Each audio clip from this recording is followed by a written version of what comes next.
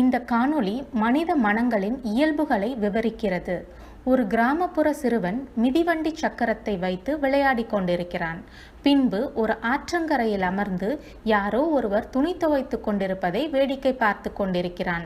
அப்போது அவன் கண்களில் தன் மிதிவண்டி சக்கரத்தில் 50 வெள்ளி பணம் ஒட்டியிருப்பதை கவனிக்கிறான். அந்த 50 வெள்ளி பணத்தில் தான் என்ன செய்யலாம் என்று எண்ணிய போது அவன் கற்பனை சிறகுகள் விரிகின்றன. நிறைய பனிக்கூழ்கள் சாப்பிடலாம், பலகாரங்கள் சாப்பிடலாம் என்ற நினைப்புடன் ஒரு மாட்டு வண்டியில் கடைகள் இருக்கும் பகுதிக்கு வருகிறான். காலில் போடுவதற்கு செருப்பு, விளையாட்டு பொம்மைகள், பலகாரங்கள், பனிக்கூழ் என்று அனைத்து பொருட்களையும் பார்வையிடுகிறான்.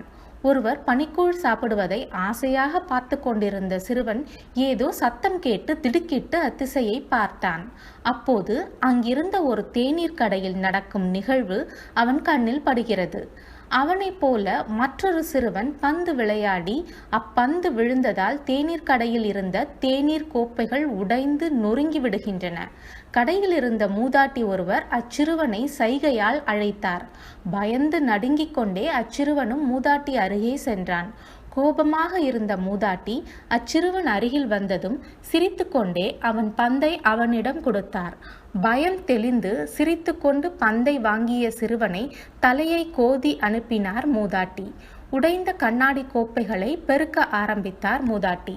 இதனை பார்த்து கொண்டிருந்த சிறுவனுக்கு பளிச்சென்று ஒரு எண்ணம் தோன்றியது.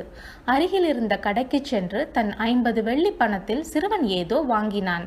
கண்ணாடி சில்லுகளை குப்பையில் கொட்டிவிட்டு நிமிர்ந்த மூதாட்டிக்கு அங்கே புதிய கண்ணாடி கோப்பைகள் இருப்பதை பார்த்து வியப்பில் மூழ்கினார். சுற்றுமுற்றும் பார்த்தார். மகிழ்ச்சி, வியப்பு, நிம்மதி அனைத்தும் அவர் முகத்தில் தெரிந்தது. ஒருவரை மகிழ்வித்து விட்டோம் என்ற பரம திருப்தியுடன் தான் செய்ததாக கூட வெளிப்படுத்தி கொள்ளாமல் சிறுவன் களிப்புடன் சென்றான். மன நிறைவுக்காக செய்யப்படும் உதவிக்கு மனமிருந்தால் போதும், முகம் தேவையில்லை என்பதை அச்சிறுவன் நமக்கு உணர்த்திவிட்டான். கேள்விகள். சிறுவனின் இடத்தில் நீ இருந்திருந்தால் 50 வெள்ளியை என்ன செய்திருப்பாய்? மூதாட்டி பந்து வீசி கோப்பைகளை உடைத்த சிறுவனை கடிந்து கொள்ளாததற்கு என்ன காரணம் என்று நீ நினைக்கிறாய்? இந்த காணொளிக்கு பொருந்தும் ஏதேனும் ஒரு ஆத்திச்சூடியை விளக்கி கூறவும்.